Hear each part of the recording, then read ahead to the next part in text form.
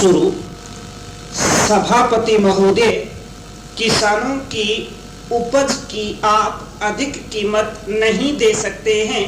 न अधिक उपजाने के लिए जो साधन मुल्क में मौजूद हैं उनकी तरफ आपका ध्यान जा रहा है।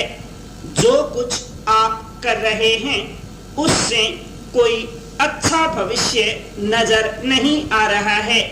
मैं यही कहना चाहता हूँ कि आप देखें कि आपके कार्यक्रम में कहाँ त्रुटि है, कहाँ कमी है। आपने टैक्स लगा रखे हैं। आपने जो टैक्स लगाए हैं वे तो लगाए ही हैं। हमारे प्रदेश में तो जमीन पर 25% ज्यादा टैक्स भी लगा दिया गया है। इतना बोझ अगर किसान पर होगा तो उसकी कमर टूट जाएगी। वह पहले ही टूटी जा रही है, लेकिन वे इन टैक्सों को देने के लिए भी तैयार हैं। यदि आप उस तरह के साधन उन किसानों के लिए तैयार करें। पर हमारे उत्तर प्रदेश के कुछ जिले हैं, पूर्वी जिले हैं, जहां पर बहुत बुरी हालत है। हमारे सदन के एक सदस्य ने रो रो कर आपको यह बताया था कि वहां लोगों को 4 आने पैसे मजदूरी में मिलता है। इतनी ही एक दिन की उनकी मजदूरी है। श्री नेहरू ने एक कमीशन की नियुक्ति की थी ताकि वहां पर कुछ विकास के कार्य किए जाएं। वह स्कीम भी अब खटाई में पड़ गई है।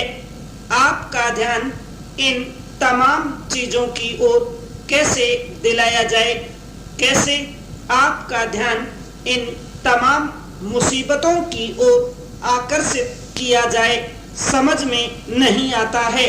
पर यातायात के साधनों की हालत यह है कि ट्रेनों में तीसरे दर्जे में भीड़ भाड़ का कोई ठिकाना नहीं है, उसकी कोई हद नहीं है। हर रोज ऐसा मालूम पड़ता है कि कोई मेला चल रहा है।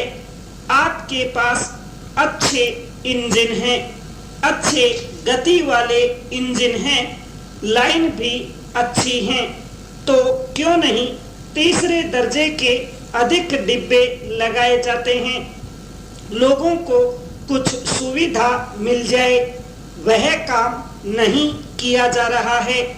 आपको किसान की, देहात में रहने वाले आदमी की, मजदूर की परवाह नहीं है, जो तमाम मुसीबतों को झेलता है। आपके तमाम कार्यक्रम को पूरा करने की उसमें कहां से ताकत आएगी, कैसे वे अधिक अन्न उपजा कर आपको दे सकेंगे। आप इन सब पर सोच विचार करें। आपने बड़े बड़े फोरम बना दिए हैं, क्या उन्हें आपके फोरम से कोई लाभ मिल रहा है? फिर सभापति महोदय, सरकार ने कई कृषि फोरम खोले हैं, क्या ये फोरम घाटे में नहीं चल रहे हैं?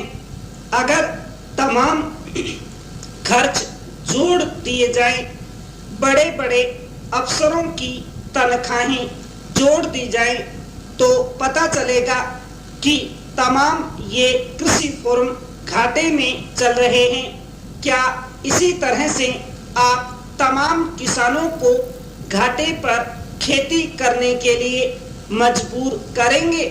पर जिस क्षेत्र से मैं आता हूँ वहाँ एक पुल बना है।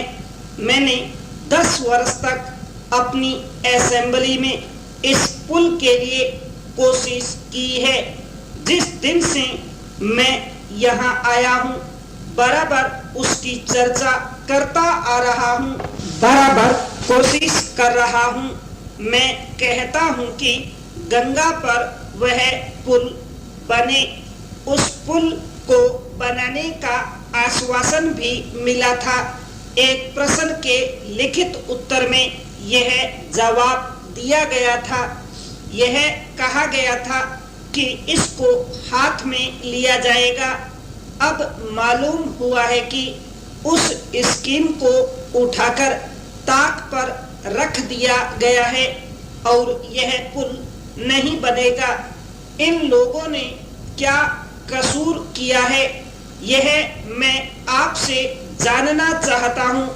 हमारे क्षेत्र के लोगों ने पाकिस्तान की लड़ाई में सरकार को हर तरह का सहयोग दिया था, हर तरह की सहायता दी थी। हमारे यहाँ के नौजवान भी मोर्चे पर जाकर डटे। जिस समय पाकिस्तान के साथ हमारा युद्ध चल रहा था तो कहीं कोई बात नहीं थी, अन्न की कमी कहीं नहीं थी। अन्न की कमी भी हमारे विरोधी साथी पैदा करते हैं, जो यह चाहते हैं कि सरकार फेल हो जाए। ये लोग जो कहते हैं उसको आप समझें। एक तरफ तो हमारे मित्र की बात है जो देश के बड़े बड़े शहरों में दंगे करवाते हैं, दूसरी तरफ हम हैं जो कि इनकी बातों को नहीं समझ पाते। इनको तमाम वे लोग मिल जाते हैं जो बेकार होते हैं या जो दंगे करवाने के लिए उत्सुक हैं। इसलिए सरकार का इन तमाम चीजों की तरफ ध्यान जाना चाहिए और उसको सोचना चाहिए कि क्या तरीका इन सब से बचने का हो सकता है। एक ही तरीका हो सकता है कि इस देश में हर आदमी को काम मिले, देहात में लोगों को करने के लिए काम मिले और खादी कमीशन की जो योजना है और जो कि एक अच्छी योजना है वह ठीक तरह से चले। सौभाग्य से मैं ऐसे संगठन से संबंध रखता हूं जिसने स्वाधीन भारत से पूर्व अंग्रेजी राज्य के समय में इस कार्य को अपने हाथों में लिया था।